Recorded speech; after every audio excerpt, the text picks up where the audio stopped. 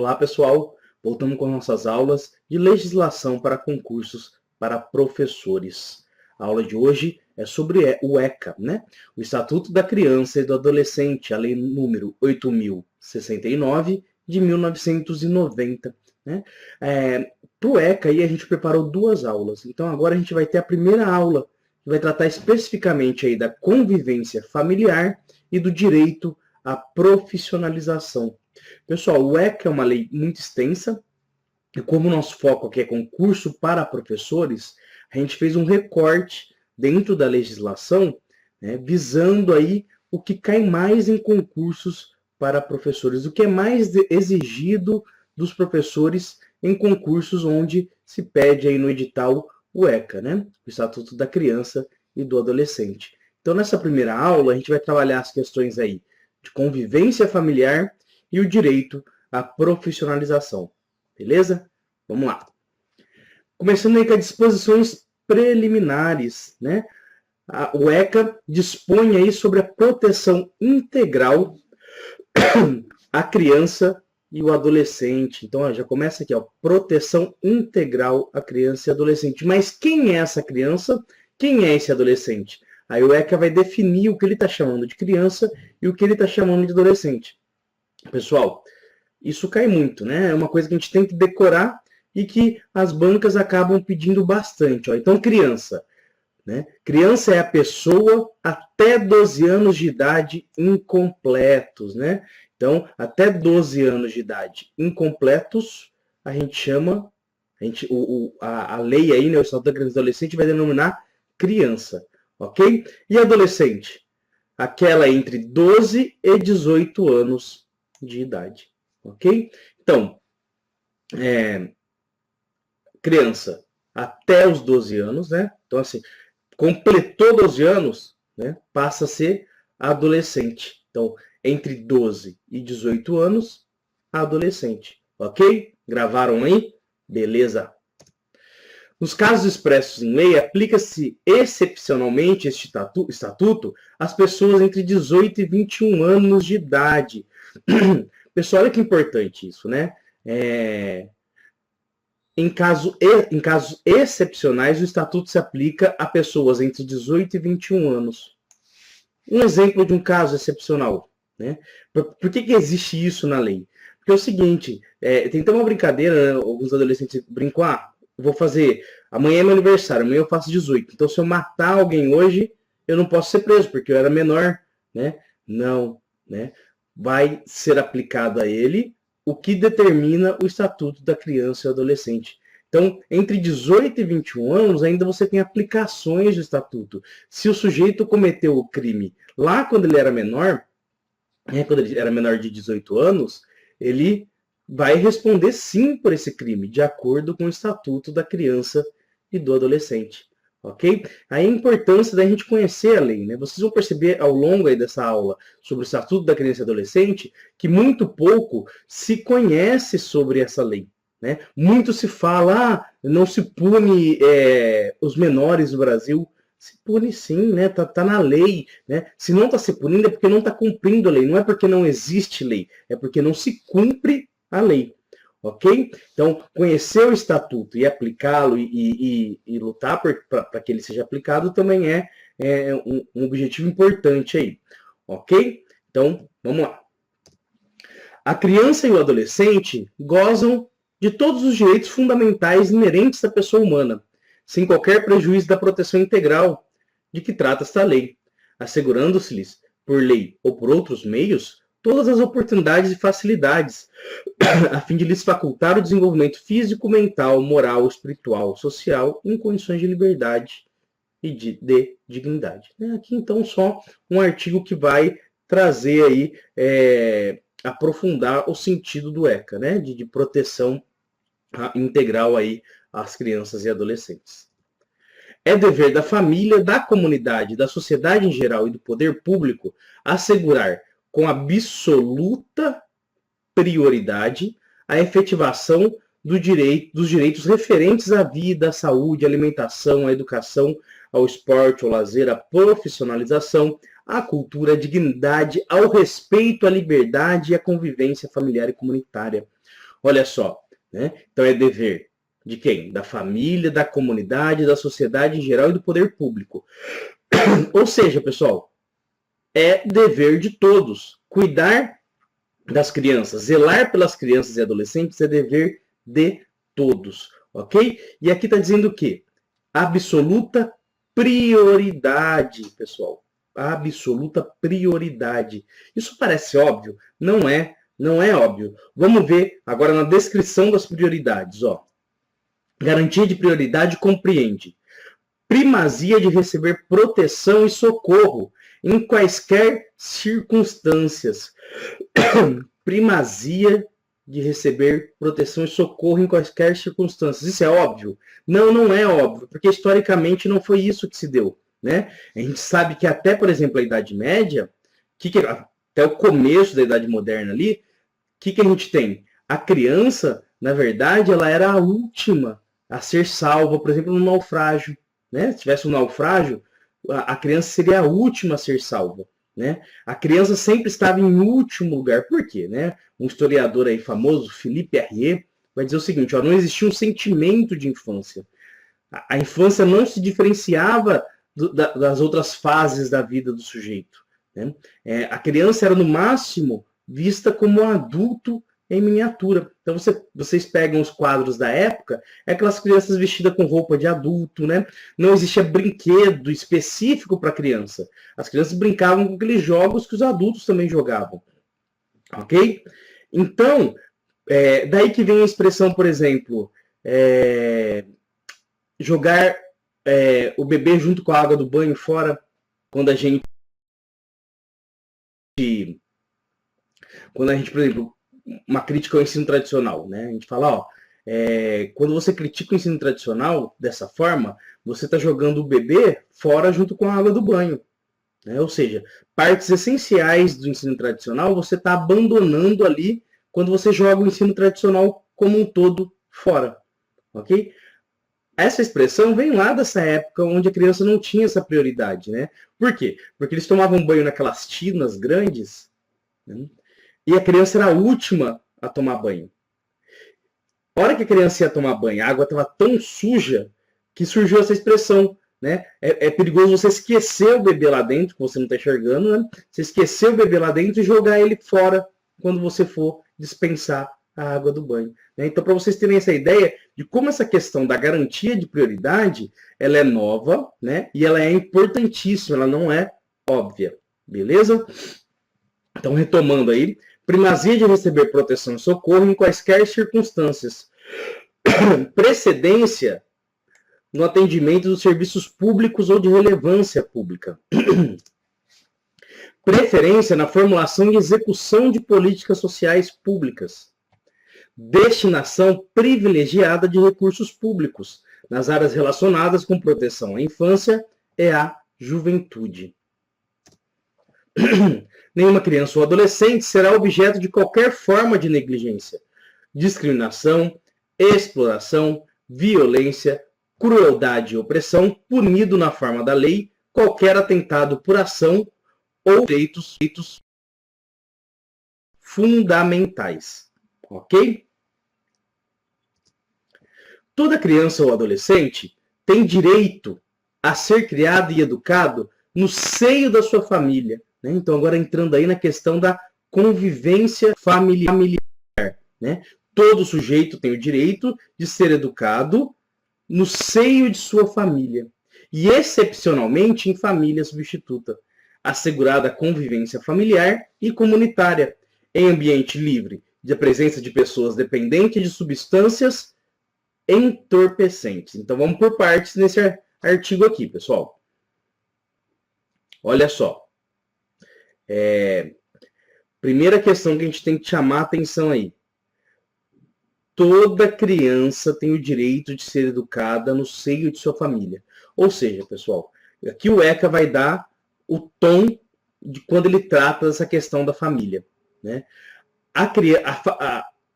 Conviver com a família natural, né? Seja ela os pais ou a família extensa, né? Os avós, enfim, os tios, é prioridade absoluta, né?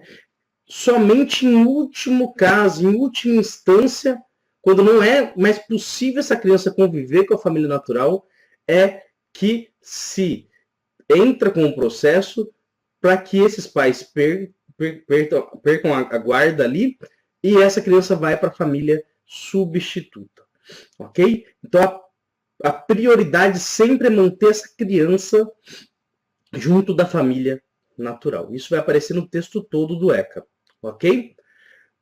Então, ambiente livre da presença de pessoas dependentes de substâncias entorpecentes. Então, manter a criança livre do contato com essas pessoas que usam drogas, enfim. Mas isso basta para que a pessoa perca o seu poder familiar? Não, né? Isso não basta. Né? Depois a gente vai ver quais são as causas aí que levam o sujeito a perder esse poder familiar. Aos pais incumbe o dever de sustento, guarda e educação dos filhos menores, cabendo-lhes ainda, no interesse destes, a obrigação de cumprir e fazer cumprir as determinações judiciais. Ok? Então, aos pais incumbe o dever do sustento. Ok? Então, joga aí a responsabilidade para os pais. A falta ou a carência de recursos materiais não constitui motivo suficiente para a perda ou suspensão de poder familiar. Né? Então, primeiro, vamos chamar atenção para essa expressão, poder familiar. Né? Anteriormente, se você pegar uma versão antiga do ECA, antes dele ser atualizado, a expressão que se usava aqui era pátrio poder. Né? Pátrio poder.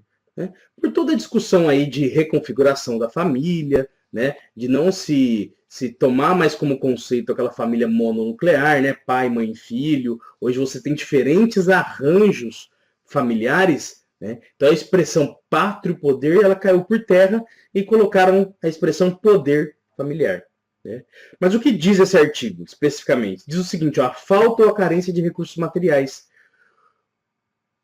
O sujeito ser pobre não é motivo para a perda do pátrio poder.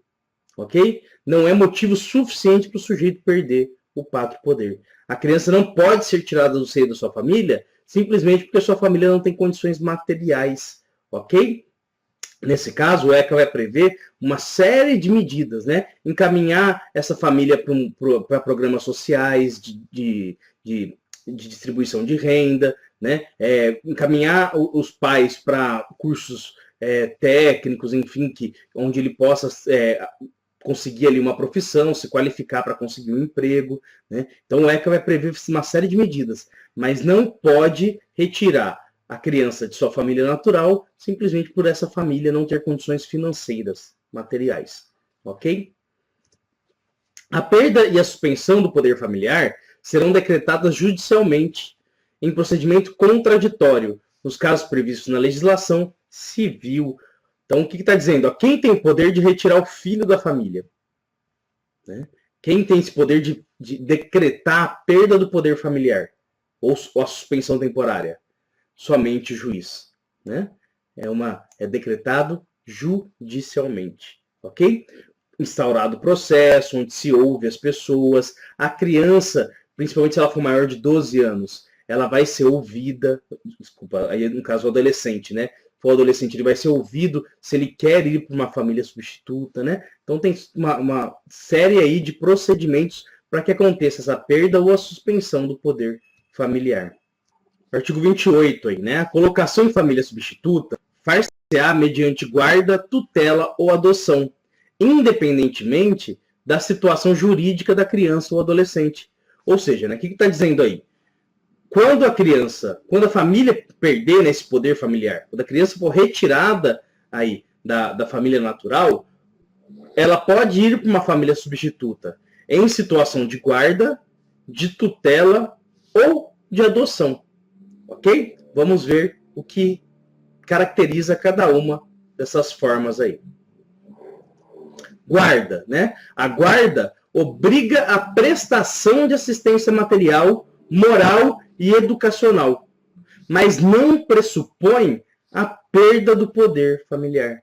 Olha só, né? Então, quando uma família tem a guarda da criança, ela tem que prestar toda a assistência material, moral e educacional a essa criança. Mas ela não tem o poder familiar sobre essa criança. Quem ainda tem poder familiar é a família natural. Então, a guarda não pressupõe a perda do poder familiar. Ok? Tutela.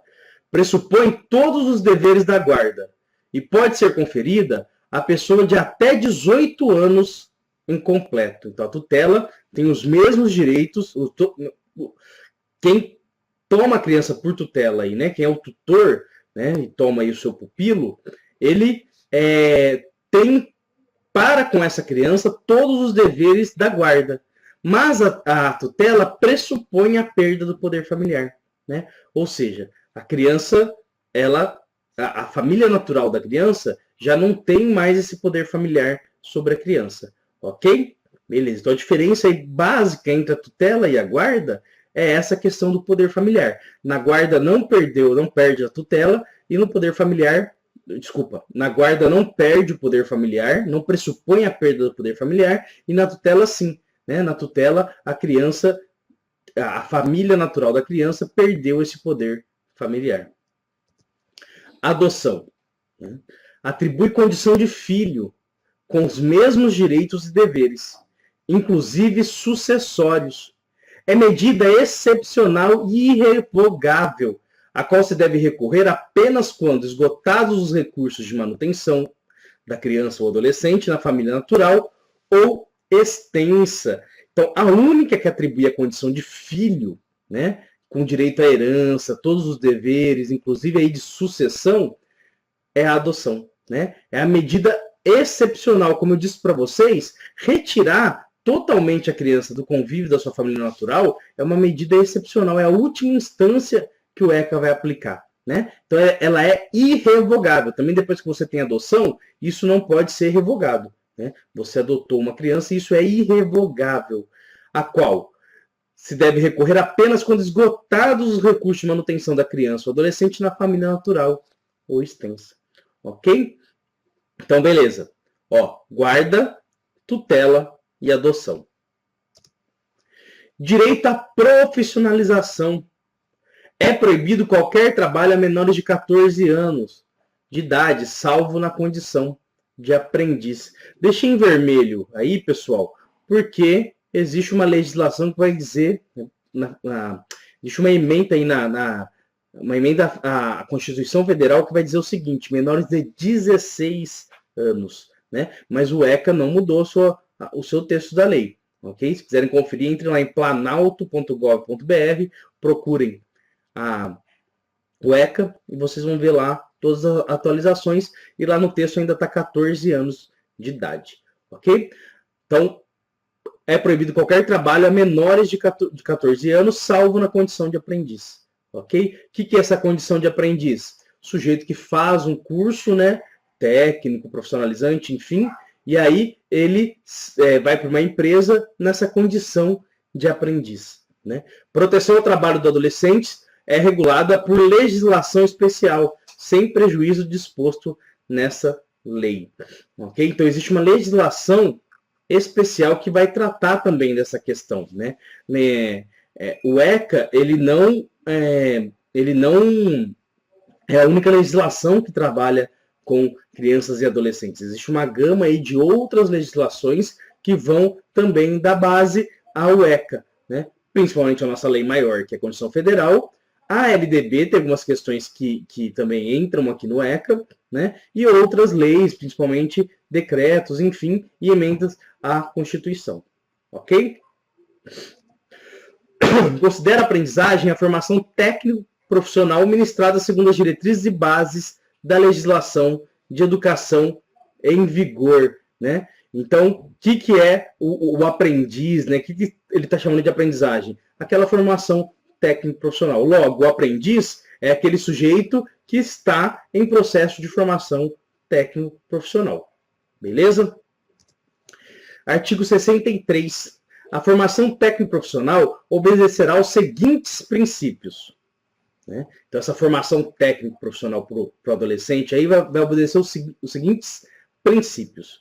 Garantia de acesso e frequência obrigatória ao ensino regular, né? Vamos lembrar que o ensino obrigatório no Brasil é dos 4 aos 17 anos. Então, os sujeitos que compreendem o ECA estão em situação de ensino obrigatório. Eles devem estar obrigatoriamente frequentando a escola. Então, a formação técnica desse sujeito não pode se sobrepor a essa frequência obrigatória ao ensino regular. Atividade compatível com o desenvolvimento do adolescente. Então, uma atividade ali compatível. Horário especial para exercício de atividades. Então, ele tem que ter um horário aí que ele consiga conciliar, principalmente com a escola. Né? Em período de provas, você tem também questões específicas que esses jovens podem ser dispensados mais cedo do serviço para estudar, para e fazer uma prova.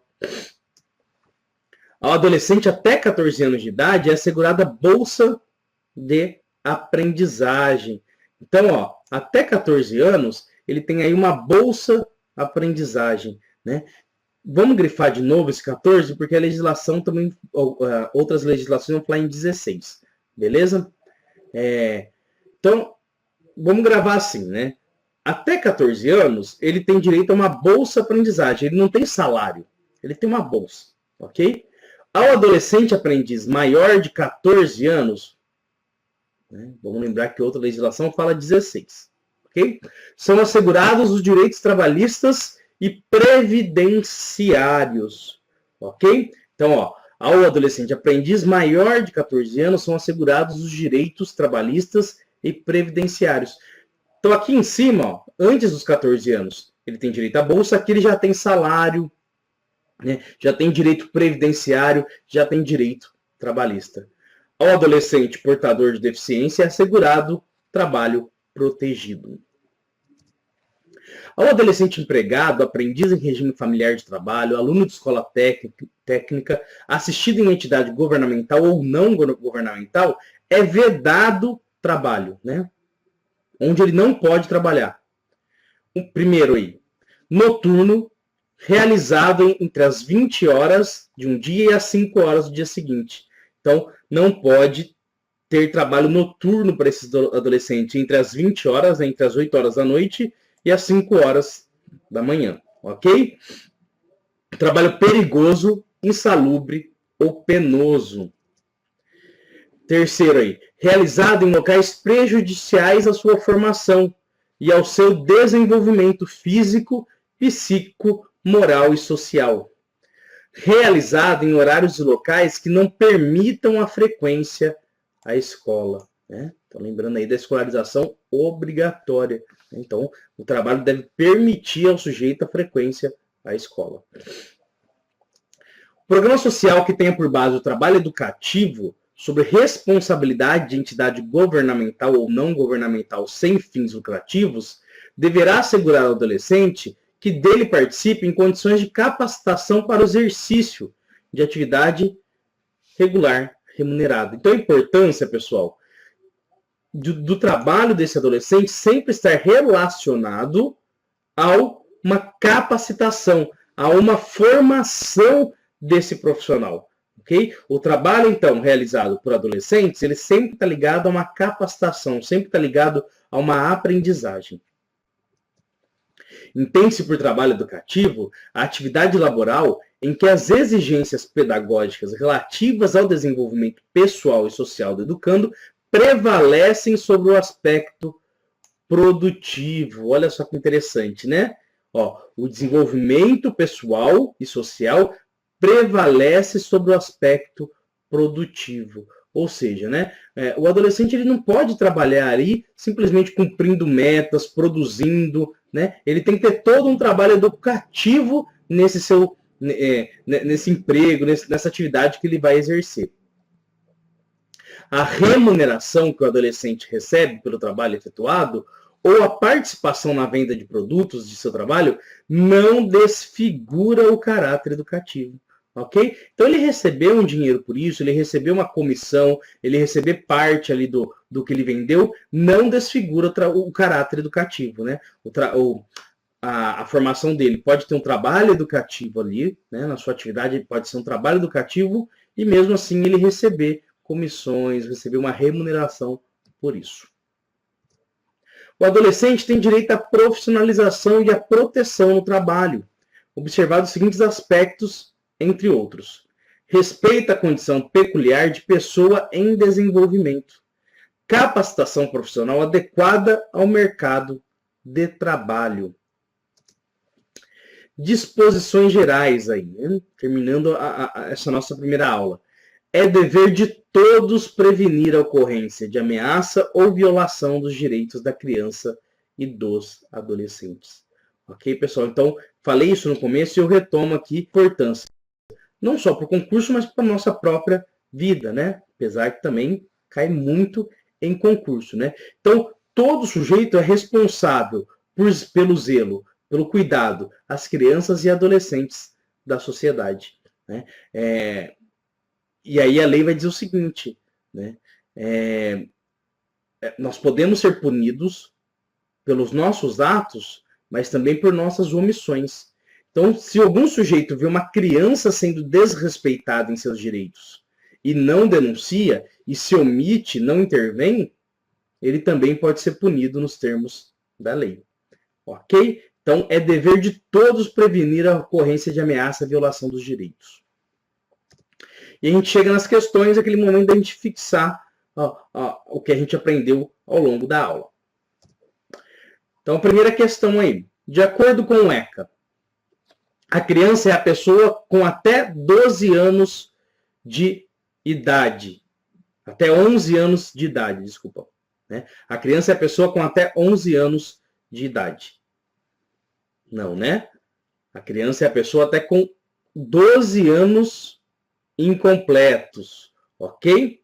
Beleza. Então, essa aqui está errada. Toda criança ou adolescente tem direito de ser criado e educado por sua família. Em casos excepcionais, por família substituta, assegurada a convivência familiar e comunitária. Essa é legal, né? Lembra que eu falei para vocês? Gravem aí, né? Sempre a prioridade é que a criança seja criada pela sua família natural e, excepcionalmente, por família substituta. Então, saber é legal, mas vamos ver as outras. Criança é um indivíduo com até 11 anos de idade, incompletos, e o adolescente até aquele entre 11 e 18 anos, não, né? Criança até 12 anos de idade, incompletos, e adolescente entre 12 e 18 anos. Então a gente corta essa também. A guarda obriga a prestação de assistência material, moral e educacional, pressupondo a perda do poder familiar. Não, né? Guarda, a diferença de guarda e tutela é que guarda, a principal diferença, né? Tem outras diferenças, mas a principal diferença é que a guarda não pressupõe a perda do poder familiar. Então, a gente corta isso aqui. A tutela pressupõe todos os deveres da guarda e pode ser conferida às pessoas até 18 anos incompletos. E não pressupõe a perda do poder familiar. Não, né? A tutela pressupõe. Eles inverteram aqui. Porque a guarda não pressupõe e a tutela pressupõe. Então, estão errado. Vamos confirmar aí. A alternativa correta é a alternativa B. Beleza? Ok. Outra questão aí, pessoal. Com relação ao direito à profissionalização e proteção ao trabalho de adolescentes, consta do Estatuto da Criança e do Adolescente. É vedado o trabalho noturno ao adolescente submetido ao regime familiar de trabalho. E aí? É certa, né? Mas não é somente ao regime familiar de trabalho, né? Então vamos ler as outras para ver se tem piores que essa. Essa está mais ou menos, porque ela não está completa, mas ela não é errada. Ok? B. As normas de proteção ao trabalho de adolescentes estão reguladas exclusivamente pelo ECA e pela Constituição Federal. Exclusivamente pelo ECA e pela Constituição? Não, né? Tem questões da LDB, tem questões de outros decretos, né? Então essa a gente elimina. O programa social que tenha por base o trabalho socioeducativo não poderá estar sob a responsabilidade de entidade governamental, mas somente não governamental sem fins lucrativos. Não, né? Tanto governamental como não governamental. O adolescente aprendiz maior de 14 anos tem assegurados os direitos trabalhistas, afastando-se os previdenciários em razão da natureza do serviço. Não, né? Assegurado todos os direitos, né? Inclusive os previdenciários. Então, essa aqui está errada também. E o adolescente que mantiver participação na venda de produtos originários de seu trabalho perderá a condição de trabalho educativo de sua atividade. Não, né? A gente viu que a remuneração não descaracteriza a função educativa, né? O trabalho como trabalho educativo.